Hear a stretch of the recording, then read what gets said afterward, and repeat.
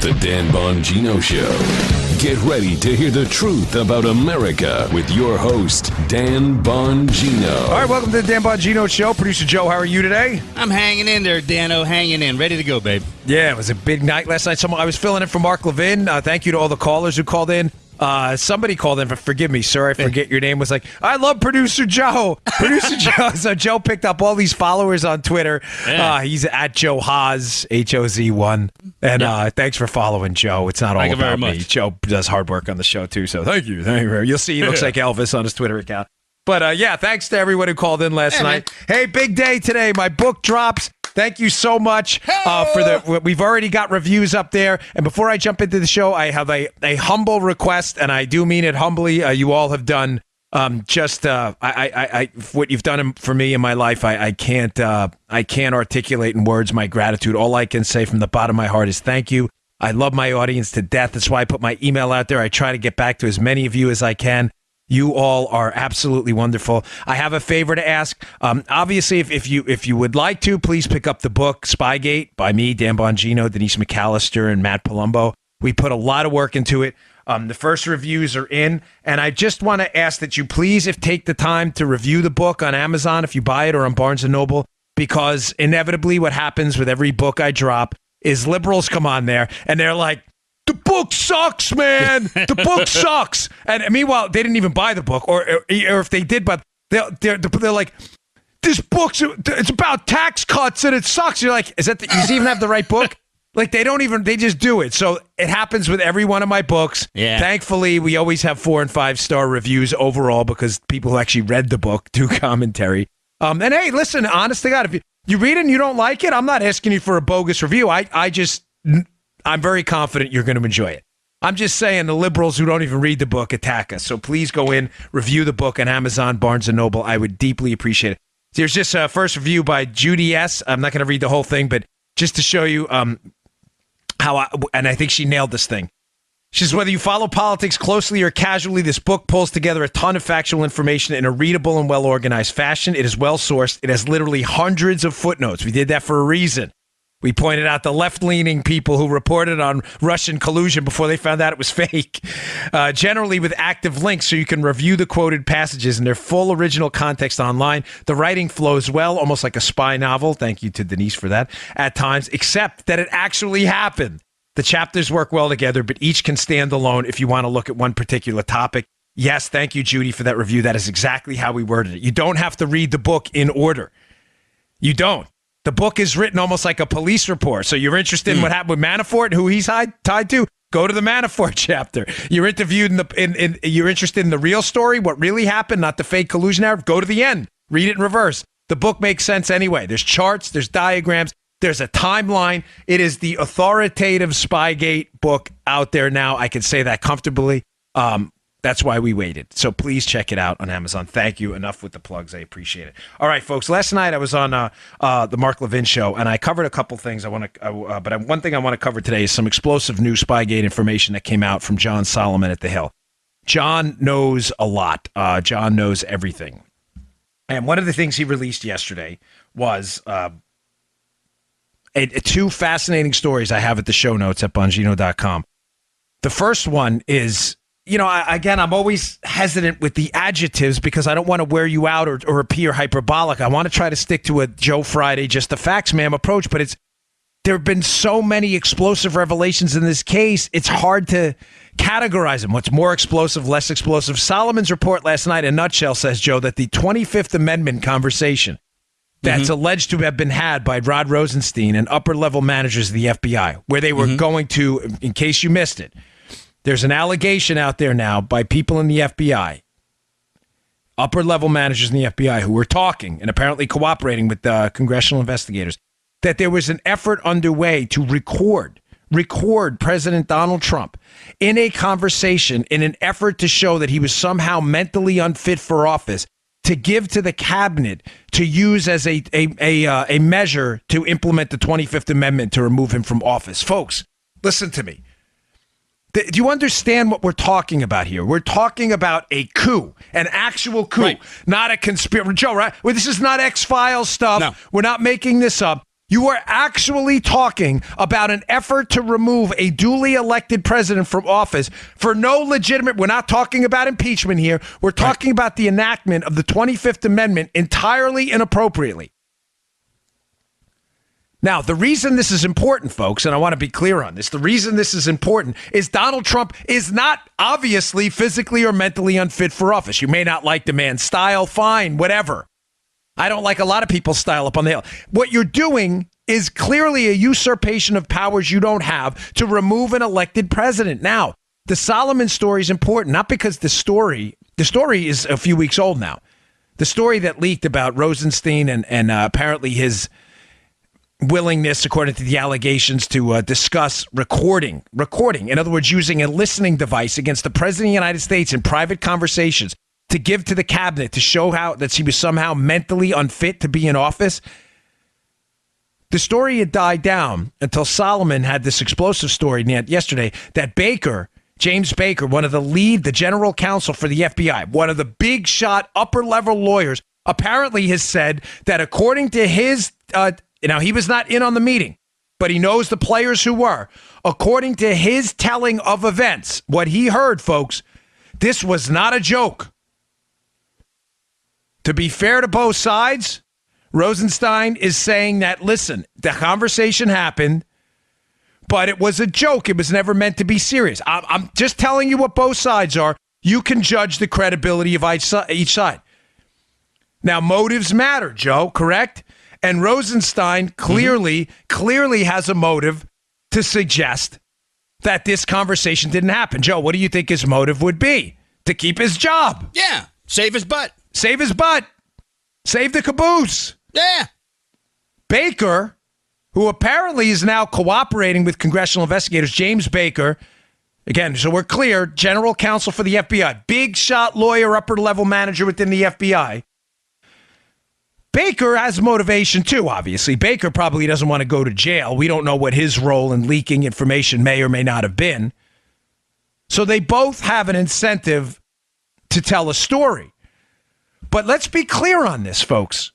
Because when you're a criminal investigator, you always have to look at motive. This is my beef with the FBI not telling the FISA court that the information they presented was presented by Hillary Clinton, who had a motive to do what, Joe? Win the election. Right. Yeah. Baker's motive to cooperate, ladies and gentlemen, to save his own butt, is not equal to a motive to generate false information. I'm not explaining this well. Let me. Yeah. Sometimes analogies work better. I can see you're a little funky. Yeah, I know. I get it. I know Joe's the ombudsman. I can see him roll his eyes a bit. He's like, "What are you talking about?" When you do what's called, when you're a federal agent, right, and you do, let's say what we call it a proffer deal, right? I've got Joe hook, line, and sinker. Let's say on video conducting a bank robbery. I know it's Joe. He looks like Elvis. It's Joe. There's the video. You're busted, right? Yeah. But Joe's part of, say, a network of bank robbers. So we nail Joe. We get him in there. Joe's lawyer knows he's busted. Now, usually, I'll be honest with you, when you're a federal agent, your worst enemy is the opponent's, the guy you arrested's lawyer. Because he's going to say, we want this, this, and this. My client's not going to cooperate. My experience as a federal agent, when you've got a guy hook, line, and sinker, and you got him nailed, your best friend in the world is his lawyer. Because he doesn't want to go to jail. For some bizarre reason, the bad guy still thinks he's going to get away, and the lawyer's looking him in the face going, bro, it's over. It's over. Joe, they got you on video. Here's the still shots from the video. No, man. So you don't even need Joe. You go right to the lawyer. Joe, you're like, Joe, I'm going to enact your Miranda rights for you. Just shut up for now. I want to talk to your lawyer. You go to the lawyer. You go, hey, lawyer, bag of donuts. Your client's busted. He's nailed. The lawyer then goes to the guy and goes, hey, Armacost, bro, it's over. You either talk now or you're going to jail for 30 years for bank robbery. Right. You can give these guys up. So what happens next is typically a proffer deal. A proffer deal, we call it a king for a day deal, right? King for a day, meaning you come in, anything you said in that proffer session against your other bank robbers that you give up will not be used against you under one condition. You cannot lie. Oh! You lie in there and you tell us a fairy tale. What happens? Everything you said then can be used against you and you are screwed. So the king for a day deal is this. You will get a free pass. We will not use anything you say, Joe, about your role in the bank robbery against you, okay? But in that proffer deal, if you fudge it and you lie one time, it is over. And so what? Who becomes your best friend in the proffer? The lawyer. Because the lawyer understands that all of this stuff his client puts forth has to be true. And if it's not true, he's screwed because it's going to be used against him in a trial. I've done a number of proffer sessions. Folks, I have seen lawyers kick their client under the table, ask for a break. Hey, Dan, can we get a break? Which, you know what that means to me, Joe? Yeah. My client's BSing right now, and I don't want this to happen. And of course, you want him to tell the truth. So let's take a break. You come back in, the story completely changes. Let right? me talk to this Yutz for a minute. Yeah. Yeah. Let me talk to this dope for a second. And he clearly doesn't understand the rules of this thing. And you come back in and you start over. My client misremembered something. Here's how. What I'm suggesting to you is this is a huge story that a soft coup was happening within the upper levels of the most powerful law enforcement agency in the world, the FBI. There are two conflicting stories of the events. There is Rod Rosenstein saying, I wasn't serious about recording the president and removing him from office in a soft coup. It was all a joke. We know Rosenstein's motive. He wants to keep his job. He doesn't want to be humiliated. He doesn't want to be disbarred. He doesn't want to be a historical embarrassment and cautionary tale. That is a strong motive to do what, Joe? To lie. Yeah. For Rosenstein, if that was a serious conversation, as Baker alleges, there is a very strong motive for Rosenstein to lie and say, no, that was all a joke. We weren't going to record the president. We weren't going to try to remove him from office. That proffer story I told you for a reason. It's not to waste your time or impress you with my proffer. I don't care about any of that. Proffer session skills. It's so you understand the deeper context of this story. James Baker, although not a proffer session, him going up on the Hill, Joe, per se, fully understands that if his cooperation is laden with lies and BS, that he's going to be entirely discredited, not useful later on as a witness, and could potentially go to jail himself if he had a role in illegal leaks. Right. This guy's a lawyer, folks. Baker, he's not stupid. I put far more credibility. Now, granted, I'm not a sage. I don't know right now conclusively with 100% certainty who is telling the truth.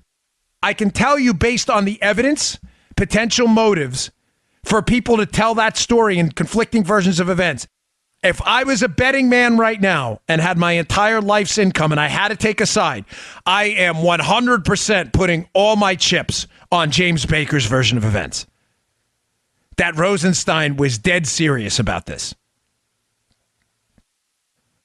I'm giving you my experience here, folks. I think Baker's versions of events, that Rosenstein was dead serious and this conversation was serious, is spot on. Now, having said that, I'm sorry, but I'm very excited about today's show because Solomon is I told you weeks ago, Solomon knows the whole story and he's dripping it out in dribs and drabs. And these last few days have been just explosive. They've been overshadowed a bit by the Kavanaugh thing, but now that's over. It's time to move on. Here is a deeper understanding of what happened during the time, though, because right now, I'm telling you the version of events I believe is Rosenstein was in fact serious when the suggestion came up to take the 25th Amendment to get Trump out of office in a coup and record him. Context matters. Here's the context, and this is contained in Solomon's piece. Joe, we have to remember the window in which this happened, the time window. That's important. That is absolutely critical. The time window this alleged meeting happened about recording the president was right around the time Jim Comey was fired. Now think, folks, think for a minute. You are the smartest audience here. I get emails from you. I'm like, damn, they're good. You are. I've had so many. You all know Mitchell, Judy. I'm trying to think. Paul, Mike. People who send me emails all the time. That guy Phil. You guys are great, and ladies. But think for a second. Just because Rosenstein, Joe, may have taken part in this meeting and may have been serious about it,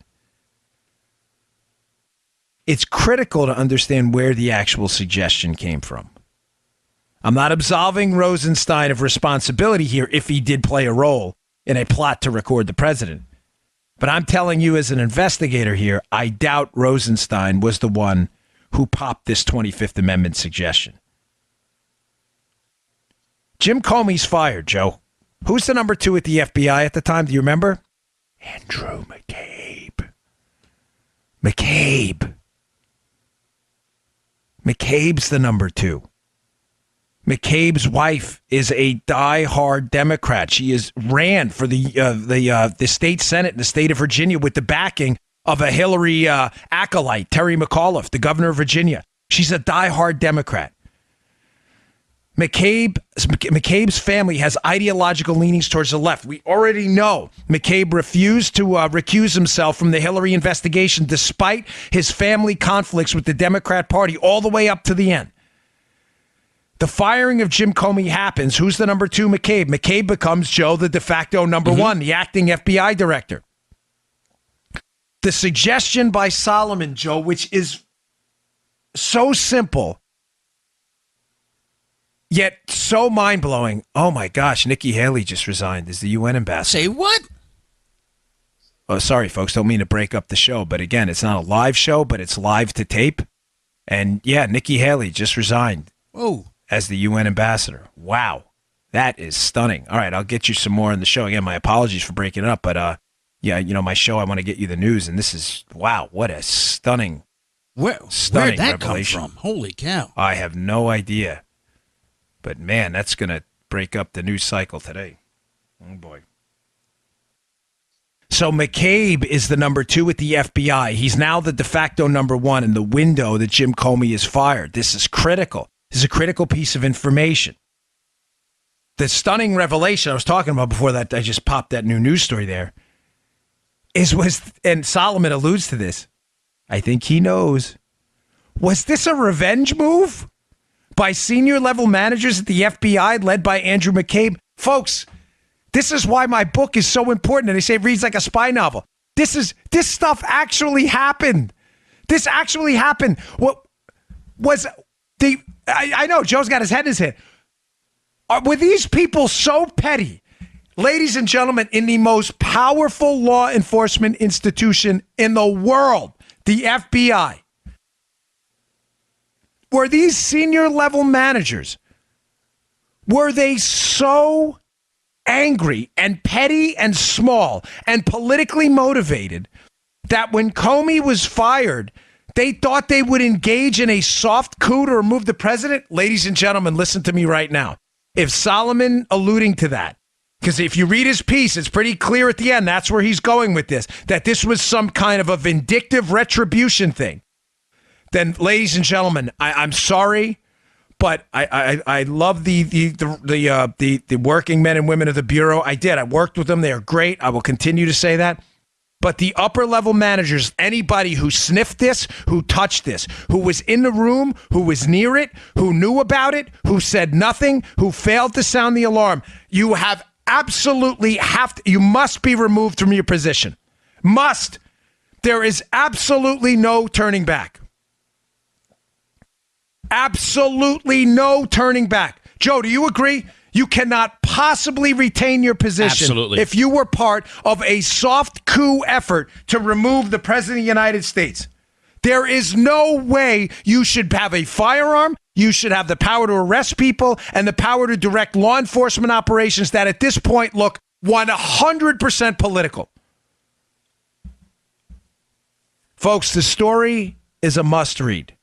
It's in my show notes at The Hill, Bongino.com. I have 2 winners by John Solomon today. I'm telling you, again, he knows the whole story. As I said yesterday, the elegant part of Spygate is it's complicated. But it's complicated in simplistic ways. How each player interacted with someone to leverage their own advantage and save their own butts to try to take down Trump. That's complicated. The big story is not. The FBI worked with Hillary and the Obama administration to take down Donald Trump and used every single weaponized IC law enforcement asset they could corrupt to do it. It is not a complicated story. The beauty of this whole thing is it doesn't get more complicated. It gets less complicated. If you missed yesterday's show because of the holiday, please listen to it. We have a soundbite during yesterday's show from Devin Nunes on Maria Bartiromo. It's a minute long. He lays out the whole scandal. The FBI used information from the Democrats, brought it to a FISA court, never verified it, spied on Trump, and then lied about it. We played that yesterday. Please go back and listen to it. It is a critical piece by Devin Nunes. Critical. That is the beauty of this case. All right, you may forget the relationship between Adam Waldman and Oleg Deripaska and the FBI. I get that. My book covers that. You can always reference it. Just go to the chapter titled Oleg Deripaska, right? But understand this, it was all part of a concerted effort by people influencing the FBI and the Central Intelligence Agency led by John Brennan to politically take this president out. This is disgusting. This is one of the most horrifying stories I've ever heard. Just a quick reminder about the 25th Amendment, too, what it is, because some of you may not know. The 25th Amendment was designed for a physical or mental incapacitation by the president. God forbid he's wounded, he has a stroke. And the way it works is if the vice president and a majority of the cabinet submit a letter to the Congress that the president is incapacitated, the vice president takes over. Now, obviously, the people who wrote out the amendment were brilliant and thought through the consequences of that. Well, that would give the majority of the cabinet, Joe, right, a de facto impeachment power if they just didn't like the president. Right. Because they could submit a letter. President Joe Armacost, Joe is mentally incapacitated. No, folks, I'm fine. What are you talking about? So they designed an out clause for the president to fight back in case this was used that way. The out clause is the president submits a letter saying he's not incapacitated. The Congress reconvenes, and it takes 2/3 of the Congress to vote on that. That, yes, the president is, in fact, incapacitated. Say the president really is injured and he just and he can't do it, and someone submits a letter on his behalf and there's a dispute. 2/3 of the Congress can vote. But this was never, ever, ever meant to be an impeachment mechanism, folks. It was meant for physical or mental incapacitation. Clearly, 100,000% not the case right now. This was a coup effort, which Solomon, Sarah Carter, Greg Jarrett, others, I'd like to think we played a small role in this as well, have exposed over time, and the case becomes simpler. This was a coup, a coup, a coup. And the Democrats, you're talking conspiracy theory stuff. No, you're talking imbecilic nonsense stuff. You're just avoiding the facts at this point. Joe, let's be clear about one thing. There is no dispute, folks. No dispute that this conversation happened. No dispute. None. The only dispute is that Rosenstein says he was kidding. James Baker says they were not kidding. I just laid out for you, given my experience, my knowledge, skills, abilities, what I've done, in my experience, why I believe that conversation was in fact serious. I believe Rosenstein wasn't joking. And I also believe that the conversation was led by Andrew McCabe, and I told you why, because I believe McCabe was angry at the firing of Comey and had political motivations to lead that conversation. Dan, I know that you've worked with Rosenstein. Can you see him doing something like this? I didn't know Rod personally, but I worked with him when he was the United States Attorney for the District of Maryland when I was a Secret Service agent in the Baltimore office. We worked a rather big case, and I can just tell you one experience I found a little bit disturbing, and I don't want to over-dramatize it, but I worked a really big case for this guy who was doing a really disgusting thing. He was selling used cars and apartments. And what's disgusting about that? Well, what's disgusting is he didn't have the used cars or apartments. He was just taking people's money. But it happened. It was an unbelievable fraud. I mean, there were thousands and thousands of victims. It was a complicated case. We wound up getting a guy convicted. He wound up threatening me on a recorded phone call. It was they called me the Bon Jovi guy or something. Yeah, him and his brother. It was a really disturbing case. But Rosenstein was the AUSA, and the case got a lot of. I actually still have. It was on the front page of was it the Baltimore Sun? It was on one of the sections. The front page is like City News. And Rosenstein, when we were going to do a press conference, they wanted me to go on. I went on WBAL, Joe's competitor, actually, to talk about it. And they wanted me to do more media. Matter of fact, they sent Josie Sturman, who used to work for ABC, over. And Rosenstein shut that down. And someone told me later, again, I don't want to over dramatize Rosenstein, but someone told me later, no, he wants to do the media. Like, he doesn't want anyone else on the media talking about it. And I was like, all right, whatever, So, but yeah, it's a good question. I did work with him. And can I see him doing this? Based on some of the people who knew him a lot better than I did? Yeah, absolutely. Yeah, I didn't mean to put you on the spot, bro, but I mean, No. I know you it's a did good work question. with him, yeah. If you have that question, listeners probably have it too. All right, folks, I didn't do a reads in the beginning of the show, and forgive me, I always appreciate your patience with our sponsors, but it's because it's a big launch day for me today, and I want to make sure I mention that. We did put a lot of work into the book, and I really would like it to get to #1 on Amazon because the information needs to get out there. So if you could pick it up, I wouldn't mind. But today's show has been brought to you by our friends at My Patriot Supply. Folks, having an emergency supply of food matters. You ensure everything in your life that matters. Why you would not ensure your food supply is bizarre. It is really, really a decision you have to make. Here's the reality. Emergencies strike without warning. We're surprised when the market crashes or power goes out. Earthquakes, you have hurricanes down here in Florida. Sometimes this stuff happens without warning. With hurricanes, you usually get a little warning. But sadly, by the time you get to the grocery store, the food shelves are usually barren. The best time to prepare is now when things are calm, not later. Ask yourself right now, could you feed yourself or your family for 2 weeks with the food you have at home at this moment? What about 4 weeks? What about if the supply lines went down? The time to act is now. Secure an emergency food supply with our friends at My Patriot Supply. I have it. I buy it myself. I can get freebies from them. I don't. They sent me 1 box free. I bought another 8-9 boxes for myself. A 2-week food kit will get you started. This week it's on sale for only $75 when you go to my special website, preparewithdan.com. That's preparewithdan.com or call 888-411-8926. These food kits last up to 25 years. Order now. Prepare yourself so you have no surprises. 888-411-8926 or preparewithdan.com. That's preparewithdan.com. Okay, another a blockbuster piece by Solomon, which came out the other day. Folks, something's making a whole lot of sense here. A lot of us have been kind of tracking this, and we were wondering what the deal was with this. There was a redacted footnote in the House Intelligence Committee report. Remember, Devin Nunes has been investigating this for a long time. Remember a few months ago when, was it 3-4 months ago, when Devin Nunes put out that explosive House Intelligence Committee report about the FISA abuse, and the Democrats went nuts, and Shifty, we haven't said that in a while. Shifty released his own nonsense report afterwards. That story seems like eons ago, given the news cycle in the Trump era, right? But it wasn't that long ago. It was only a few months ago that House Intelligence Committee report came out. But there's been a puzzling piece of information. There was a redacted footnote in the piece. And that redacted footnote had some people confused at the time.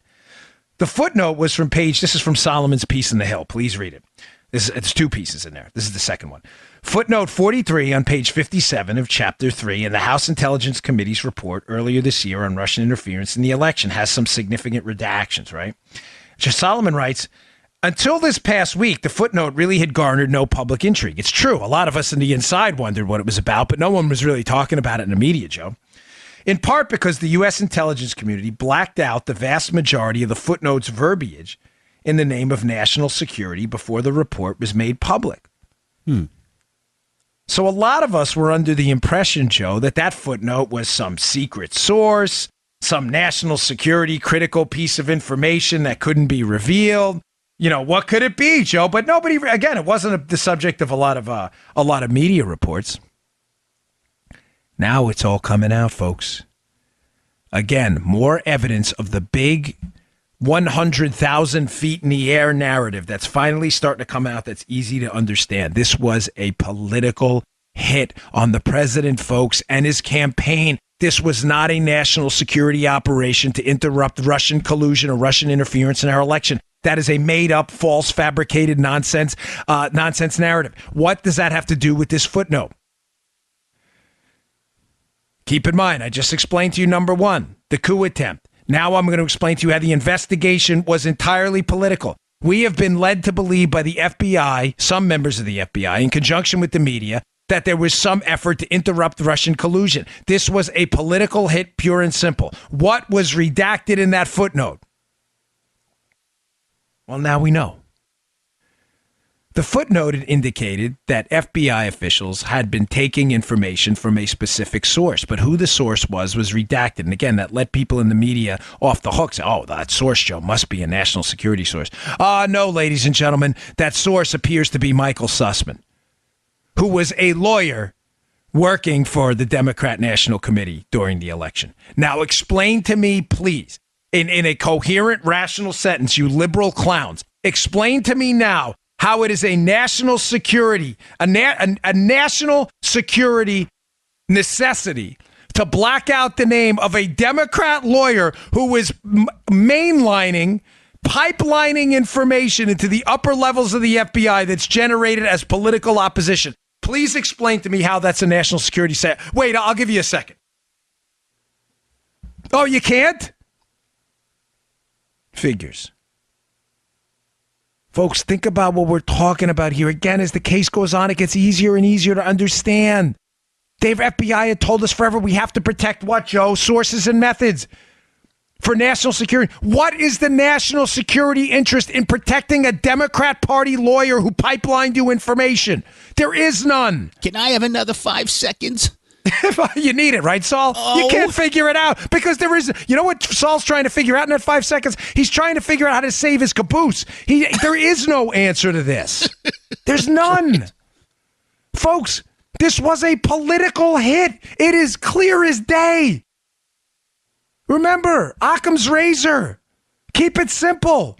This was a political hit on the president. It had nothing to do with Russians or forget the collusion narrative. The collusion narrative applies to one party and one party only. The collusion narrative applies to the Hillary Clinton team. It doesn't apply to the Trump team. Now, folks, one more really terrific point. Solomon, man, I tell you, I can't hat tip this guy. He did a great job in making, in the second piece I have in the show notes, the one I just quoted from. Joe, if the redacted footnote in that House intelligence report about Joe, the source that had to be redacted for national security reasons. Yes. If that had to be redacted, then why is it that when Baker went up to the House to give his testimony, the lawyer, the same lawyer I just told you about with the 25th Amendment stuff with Rosenstein, why is it that it was done in an unclassified setting when that information was revealed? Ladies and gentlemen, I'm telling you why. Because the DOJ is starting to realize right now that it's screwed. What it's hoping to do is you may say, well, how is it if it released the information with Baker in an unclassified setting but redacted it? How is it admitting it's screwed? No, you're thinking about this all wrong. Joe, if I miss anybody, stop me, right? Yeah, you're good. What they're doing here is the DOJ understands it's going to have to take a bath. That this was a political hit and a soft coup is now transparently obvious. Now, remember, the DOJ's known this the whole time. How, Joe? Because they were involved in it. Because they were there. Yeah. Joe and I know how the Dan Bongino show started. You know why? I'm Dan Bongino, and Joe was there on day one. Yep. No, you all don't know. Nothing personal, but we were there. We know. The DOJ knows what happened. The DOJ is playing small ball. They're releasing things out in drips and drabs during news cycles. Kavanaugh, Nikki Haley's resignation today, whatever it may be. They're hoping during the news cycle that they can release in drips and drabs the information so the public gets tired of it and never sees the 100,000 foot in the sky narrative that the soft coup effort to remove the president by a politically motivated attack using our weaponized intelligence community was in play for the last 2 years. That's why they let Baker go up there in an unclassified setting and reveal this information, despite the fact that they redacted the exact same information in a House intelligence investigation report. Because they're dripping and drabbing it out. They're waiting for the election. How many times am I going to have to tell you this? Please vote. Please. I'm praying you vote. They are hoping the House gets taken over by the Democrats. The committee chairmanships change, and as they change, people like Devin Nunes and all these investigators, Joe, are sidelined. Goodbye. Yeah. And all of this goes away. That way they can drip and drab it out in the redactions at their own pace under no pressure from Nunes and others. They'll drip out all of it over a period of 2 years, and you have completely lost interest. Now, some of you may be saying, no, we won't lose interest. Folks, listen, people do. Think about Benghazi. We still don't even have an answer about where the president was than when he went to sleep the night of Benghazi. Nobody knows. All right. Matter of fact, you even talk about it now. Left, conspiracy theories, Benghazi. Nobody gives us that. I always say to people, okay, I will stop talking about Benghazi. Just answer 3 questions. Where was the president before? What did he do during? And why was a stand down order according to multiple people at the scene given? Just explain that, and we'll make it all. We'll get the answers, and we can move on. But this, you understand, this is the exact same strategy. Drip it out, slow. And eventually the news cycle will bury the story, and the DOJ, the information will come out slowly. There'll be no punch to it. You'll have lost interest.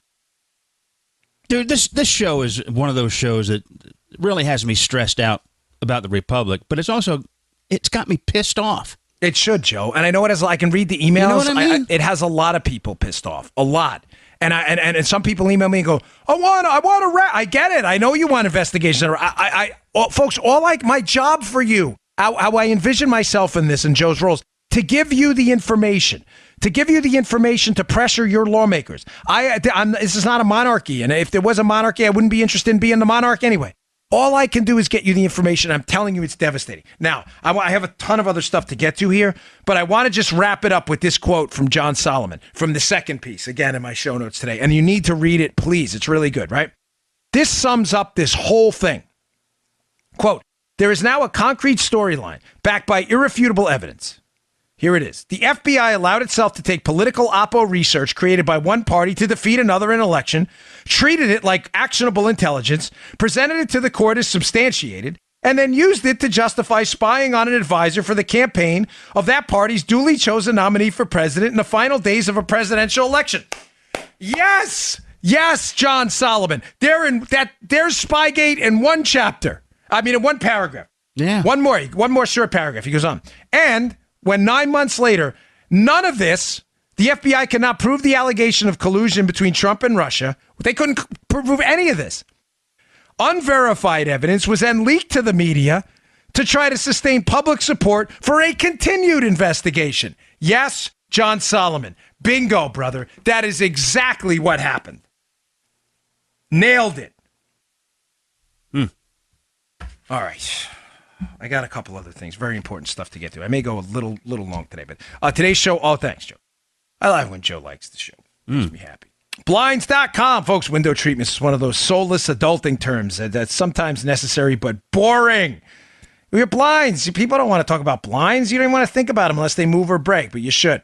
When they're right, everything in your home looks better, but when they're wrong, everything in your house looks cheap. But let's be honest, taking the time to pick out and buy blinds, it's expensive, it's kind of boring, and installing them yourself sounds hard.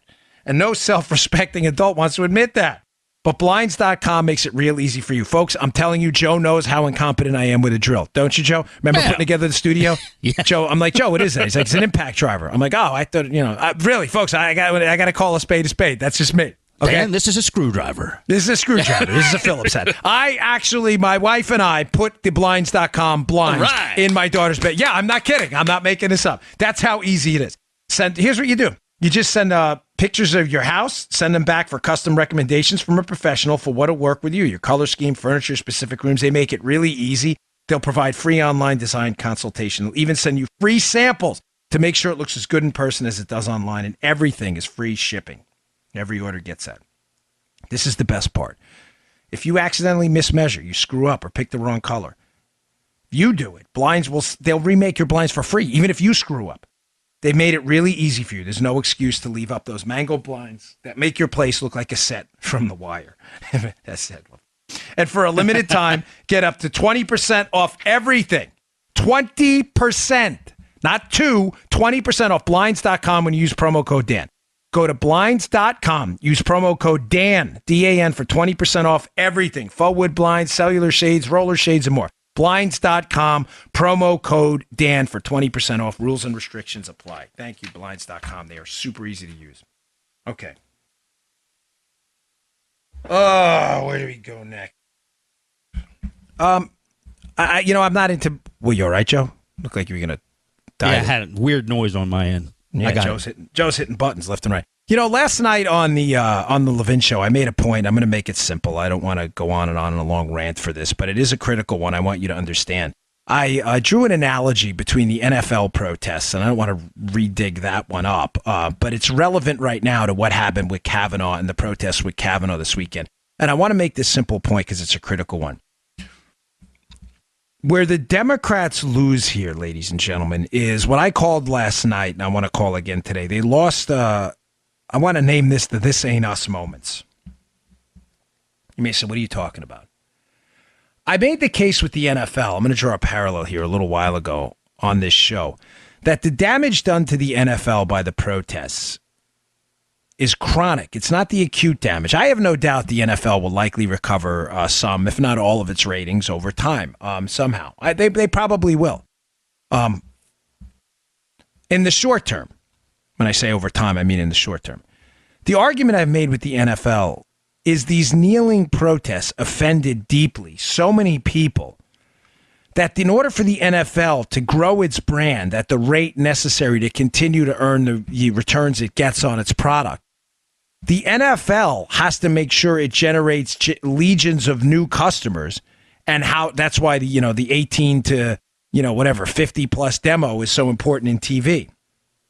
Long story short is, you have no idea the damage they did to their brand by mothers and fathers who watched this happen in the NFL. I know you did it, Joe. I know I did it. Who looked over at little Joe? I looked over at my Isabel and Amelia and said, "That ain't us. That ain't us." I inherited my love for the NFL and football from my mom. I grew up with a single mom, a single parent. I love my father. They got divorced, and I'm not trying to crap on my dad on the show here. He's a great guy. He just didn't work out, right? But I grew up with a single mom. My mother loved football, loved it. She'd watch it every Sunday. It was a ritual in our house. That love of football was passed down to me. I loved it. My daughter came in one night. I'm not even kidding. I watched 60 Minutes, even though it's a left-leaning show. I like to see the perspective, at least, of what's going on a little bit, unlike liberals who, So I was getting ready one night for 60 Minutes, and I must have had it to auto-tune or a reminder to the channel. Mm-hmm. And you know what happens with 60 Minutes on football nights? It starts late if the football game goes late. So the way my living room's set up, you can see the TV. But the remote wasn't near me, so it must have auto-tuned to an NFL game that was still on. My daughter came in and said, "Dad, shut that off. The NFL's on." I was proud of her. Right. I said, "You know what, Isabel? Thank you. I forgot. I wasn't even paying attention. We were cooking something." She will never in her entire life watch an NFL game again. Either will my daughter Amelia. Because I told her one time, and I meant it, that is not us. We do not kneel. And when I say that, I'm talking about the actions. So I know how media matters goofballs are. That's what they do. I'm specifically talking about the actions here. Mm-hmm. You do not disrespect our national anthem. There's one thing we share in common. We will fight for that common cause, and it's the survival of our republic, even though we have significant political and ideological differences. If you can't agree on that one thing, the country will fail to exist. You do not disrespect that anthem. Why am I telling you that story? Because, folks, what the Democrats don't understand right now is these hysterical histrionics, these grotesque, sometimes violent, aggressive, confrontational, screaming protests. You have no idea the generational damage you are doing to your party. Again, you may recover in the short term like the NFL. In the long run, you have alienated millions of customers. Millions. Because I'm telling you, there are parents all over America watching that woman trying to claw open the doors of the Supreme Court with their bare hands while pounding on them, who I'm telling you, as my name is Dan Bongino, are looking over at their sons and daughters and saying, "Tom, Mary, that ain't us. That ain't us." You are decimating and destroying your brand. You are. Hence my own the libs. You cannot let these people rest for a moment. This is what they want. They want chaos. And chaos is not a brand, folks. Chaos is not a brand that sells. This is not us. And the Democrats are going to learn that the hard way. All right, I got a couple quick ones I'm going to get to because this is news of the week. Finally, again, I appreciate your patience, but the ad reads are a little different today because of the launch of the book. So one more, but there's great company been with us from the beginning. Brickhouse Nutrition, finest nutrition products on the market. They have a doctor on board that is way, way ahead of the curve when it comes to designing the finest nutrition supplements in America right now. I have no doubt about that. And one of them is Field of Greens. We all know, we talked about in the beginning, My Patriot Supply and food insurance. Well, what about, ensuring your health? No, I don't mean financially. I mean engaging in a lifestyle that ensures your long-term mental and physical health. Exercise, get out there, get some fresh air, get some sun, right? But one of the things your doctor tells you to do, nutritionist, your exercise physiologist, your personal trainer, what? They all say the same thing. What is it? Eat your fruits and vegetables. So ask yourself, why don't you do it? Why? Oh, it's tough. I got to go shopping. I got to prepare them. I get it. I got a busy lifestyle too. What if I told you should do that, by the way, but if you can't and you don't have the time, what if I told you there was a product that would ensure you got your fruits and vegetables in every day and it tasted delicious? There is a product out there. It's called Field of Greens. It's available at brickhousenutrition.com/Dan. That's brickhousenutrition.com/Dan. It is a wonderfully tasting product. It has a very fruity flavor. You get it in a jar. It is not extract. It is real ground up fruits and vegetables. It is food. Real food. It's not cheap pills. It's not garbage. It is high quality fruits and vegetables ground up into a wonderfully tasting powder. I throw it in juice, sometimes orange juice, sometimes green tea, sometimes V8. It is terrific. It will ensure you get your fruits and vegetables in and all those benefits, the mental benefits, the physical benefits, the health benefits. Go pick up a jar today. You will not regret it. I swear by the stuff. I take it twice a day. brickhousenutrition.com/Dan. That's brickhousenutrition.com/Dan. Pick up a bottle of Field of Greens today. You will not regret it. Okay. Couple stories I want to motor through that are in the show notes, but are really important. Never in the history of nicknames, as I've said repeatedly, has a nickname backfired as bad as Don Blankenship, who was running for Senate in West Virginia. His nickname for Mitch McConnell, which was Cocaine Mitch. Cocaine Mitch was a nickname. It's a ridiculous backstory where he got it from. But bottom line is this, the way the internet works these days, Twitter's kind of funny. And the McConnell supporters, my wife's having a hard time understanding this. She's got on Twitter and she's figuring it out. If you're not on Twitter, it's tough to understand. It was meant as an insult. A guy running for Senate in West Virginia, not against McConnell, was running against the establishment types. Obviously, McConnell, being one of them at the time, being associated. He's regained a lot of his reputation from the Supreme Court appointments, but you get my point. Everybody used to attack who? Paul Ryan, John Boehner, Mitch McConnell. That was the way it went, Joe. I mean, you and I lived through the Tea Party movement. Right. Oh, yeah. So Blankenship, in an effort to win the Senate seat, said, I'm going to go to D.C., I'm going to fight the establishment, and we're going to, take down Cocaine Mitch, too. And it was meant to be an insult. Yeah. Well, Blankenship lost. Listen, I don't know Blankenship, not knocking a guy. I don't know anything about him, right? I never met the guy. I'm just telling you what's happened. The Mitch McConnell team has actually taken a nickname and kind of quietly made it like a meme. Listen, no one's celebrating drug use. We shouldn't have to even put that out. I'm just telling you what's happening, okay, folks? It's been used as a rebel, like a rebel without a cause nickname, If you go to Twitter and put in Cocaine Mitch, you'll see 1,000 memes, and some of them are hysterical. One of them is, my name is Mitch McConnell. I traffic cocaine and get Supreme Court justices approved, and I'm all out of cocaine. It's all over the internet. Jeez. And it's meant to rehabilitate in some ways through unquestionably edging, questionable marketing, the reputation of McConnell. You get it, Joe? Oh, yeah. Yeah. I say that because Cocaine Mitch strikes again. I have a piece up in the show notes. He was asked, apparently, about 2020. 2020 is what? A presidential year, presidential election year, right? Everybody knows Donald Trump's up for re-election in 2020. Someone said to him, hey, Mitch, now that Ruth Bader Ginsburg is, 85, if a seat came open in 2020 during the election year, would you guys seek to seek to confirm a Supreme Court justice if Trump were to nominate one? McConnell's like, yeah, we would. And I'm like, here we go. New rules. Now, if you're a regular listener to the show, you see exactly where I'm going with this. Some of you may not. McConnell, during the last year of the Obama administration, during a presidential election year, when Merrick Garland was nominated, said, we're not doing it. We control the Senate. We are not going to meet with Garland. I'm sorry. The seat will not be filled. We will not vote on it. And McConnell, give him credit where credit is due, with cojones of steel, stuck to it and got Neil Gorsuch in that spot after Trump was elected. Now, new rules. We went now. Listen, folks, these new rules may make you a little uncomfortable. Not me. I don't care. Not one bit. Now, McConnell's saying, well, if it was an election year, yeah, we'll stick someone in there. Cocaine Mitch strikes again.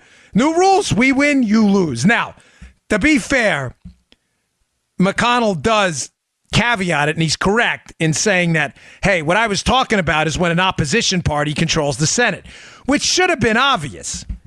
Now, you may say, Dan, don't be a hypocrite. If we meant that during an election year, no Supreme Court justice should be confirmed until the next president comes in, then we should mean it no matter what.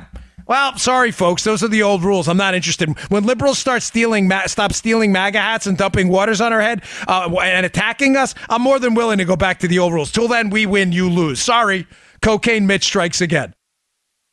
But you see the nuance here? He's introducing a nuance that wasn't there before, and reporters are all over it. I have a great story from the Washington Examiner today, Joe, in the show notes about this exact topic. Just to be clear, McConnell's saying, hey, we were using the Biden rule during the last year of the Obama presidency. Joe Biden gave that famous speech in 92 when the Democrats controlled the Senate and George H.W. Bush was in office, saying, we should not, he repeated, we should not, he said it twice, seek to confirm a Supreme Court justice in a presidential election year. McConnell took the Biden rule when the Republicans were in control of the Senate in the last year of Obama's presidency and said, we will not seat Merrick Garland. Now, when asked about it again, McConnell's like, well, I only meant because the Republicans controlled the Senate and it was a Democrat president. Now that it's a Republican president and Republicans control the Senate, we're going to plow right through that sucker. Yeah! You know, Dan, I've been thinking that this is a good time for us to do what the hell we want, don't you think? Yes. I didn't see where you were going with. Yes! Yes, it is! To Yes, do it is, what Dan. the hell we want. I'm sorry. Folks, I told you, when you want to return to civility, standard operating principles, the rules of the Senate, you want to stop calling Supreme Court justices gang rapists and other things like that, fine. Okay, I'm game. I'm down. Totally. Until that time, the new rules, however uncomfortable they may make you, and listen, feel free to email me, criticize me. Dan, we should stick by that principle about the Senate, no matter who's in control. Fine, I get it. I'm open to hear. I'm telling you, I am on the entirely opposite side of this. We win, you lose is the new credo. When the left wants to stop attacking us, then we can go back to some standard set of operating principles. Until then, it is all about winning. Hat tip, Cocaine Mitch. I'm not kidding. Put that in Twitter. There's got to be 10,000 memes of Mitch McConnell with that stuff.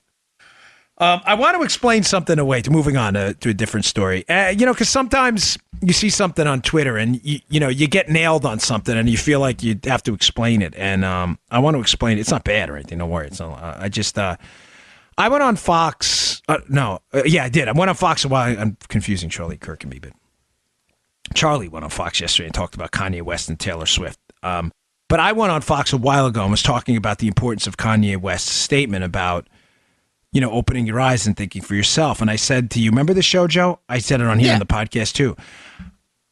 Please don't dismiss that. And I was very clear. Joe, you can attest to this. If not, call me out. I'm not going to hold it against you. Did I not say Kanye is not a conservative? He's not. I said, No, I'm not looking to him for political advice.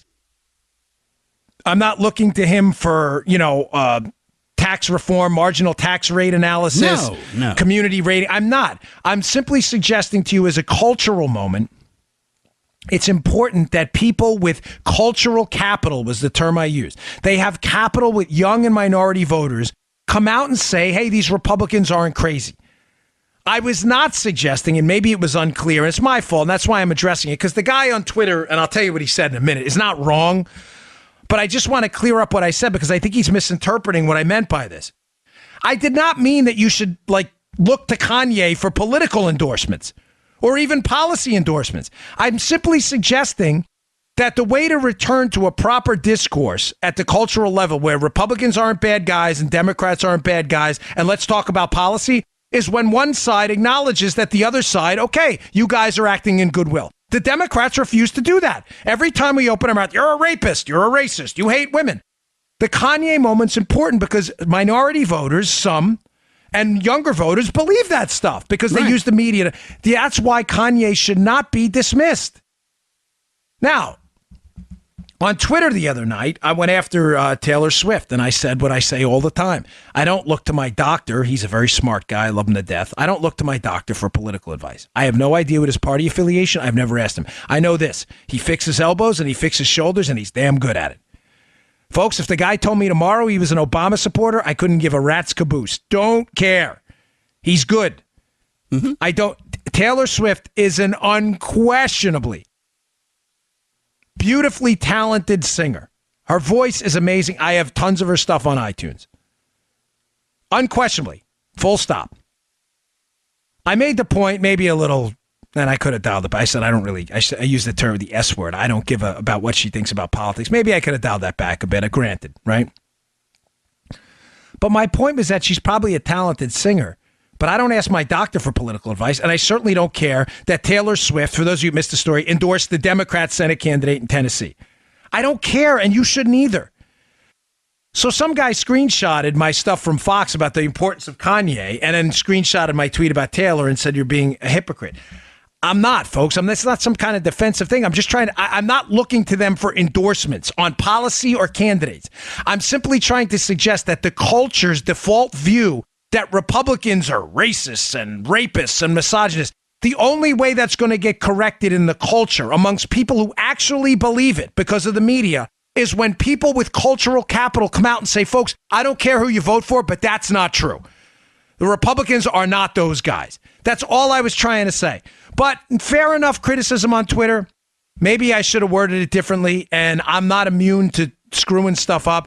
And I read it. It wasn't like it didn't get a lot of retweets. And people say, why are you even highlighting it? Because listen, I'm human like anyone else. And when you say something the wrong way or it's not clear to people, then you have a responsibility. And that's what I meant by that is we should not be taking Kanye's political endorsements. But his voice is an important one, and we shouldn't disregard it. And that principle applies to Taylor Swift, too. She's talented. She's a wonderful businesswoman. She's brought in billions of dollars of revenue in the entertainment industry. Folks, I simply don't care what she thinks about a political candidate in the United States Senate race. I don't care. And frankly speaking, I know I got a lot of negative feedback from Swiftie fans. So what do they call them? The Swifties or whatever? Taylorites? I don't know what they are. Fine, bring it. But I don't know why you should care either. I don't understand what deep analysis she has on political issues. Listen, she wants to give advice. And by the way, I'm not suggesting she shouldn't have a voice. She's got 21 million Twitter followers. She's free to say whatever she wants. I'll always support that. I'm just telling you, can I just sum it up this way, folks? Please just think for yourself. There you go. Just think for yourself. That's all I'm saying. There you go. And I'll move on. All right, this one's important. So there's a growing kind of, the Democrats are big on outrage campaigns and narratives. First it was the travel ban. Actually, first it was the Electoral College. Then it was the Trump presidency in general. Then it was the travel ban. Then it was the kids in cages. That was actually under the Obama administration. We had all this stuff that happened, the outrage campaign. So there's a new outrage campaign building, and I want you to be aware of it, folks. You heard it here first, and be ready to respond because it's getting momentum. Matter of fact, I took a screenshot of this. This Ken Delanian, who is an alleged he's not a journalist, he's an activist, but he works for NBC. Believe me, this guy's an act. Don't for a second think this guy's a journalist. Read his Twitter feed. He's 100% a Democrat activist. But this is an article by Jason Willick in today's Wall Street Journal. Here is the new outrage campaign by Democrats it's building. You heard it here first, all right? In the wake of Justice Brett Kavanaugh's confirmation, some of his opponents have taken, Joe, to denouncing the United States Senate as undemocratic. This is going to be the new line of attack. Get ready. Here is the tweet by Ken Delanian, an alleged reporter at NBC. It may not happen in our lifetimes, Ken Delanian tweeted, but the idea that North Dakota and New York get the same representation in the Senate has to change. So, ladies and gentlemen, federalism and all of the associated constitutional protections for small states, the NBC reporter, alleged reporter, Ken Delanian, wants them thrown out of the window. Folks, this is building on the left. They're saying The combined population of all of these Midwestern states doesn't even meet the population of New York City and Los Angeles. There's no way these people should get to vote with equal representation in the Senate. Folks, listen, I don't need to explain to you the constitutional protections, the checks and balances laid out horizontally and vertically. You get that. But the founders and the beauty of the founders' system of a system of equal representation in the House of Representatives, which is based on population, was balanced because there are regional interests in a collective United States unit that they wanted to make sure were balanced out in the Congress and the legislative branch. Think about why that is. It's obvious. Folks, there are people who live in cities and industrial centers whose interests may be different than people who live in primarily agricultural areas.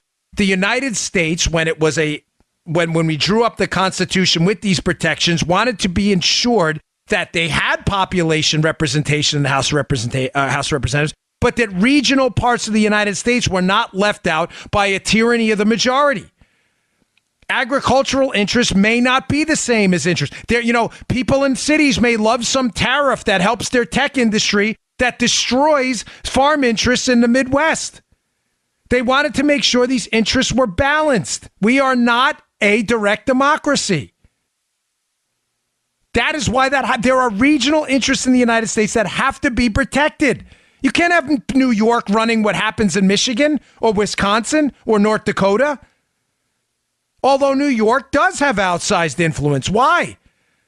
They have 20 plus members of the House of Representatives, and North Dakota doesn't. The Senate is meant to balance that. One final point on how ridiculous. Just to be clear, the new narrative that's building is this. The U.S. Senate is undemocratic. Look what happened in the Supreme Court. Don't play this down. Do it at your own peril.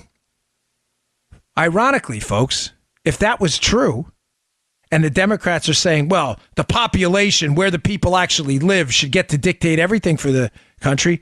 Joe, let me ask you this. It's not a trick question. Yes, sir. Where is there a larger majority in the Congress for the Republicans, in the House of Representatives or in the Senate? In the House of Representatives, Dan. I'll explain later. Yes, thank you. Thank you, Joe. In the House of Representatives. You're welcome, Dan.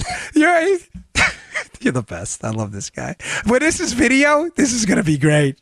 Oh, This is going to be great. Folks, in the House of Representatives. Some of you regular listeners will figure that right out. The House of Representatives.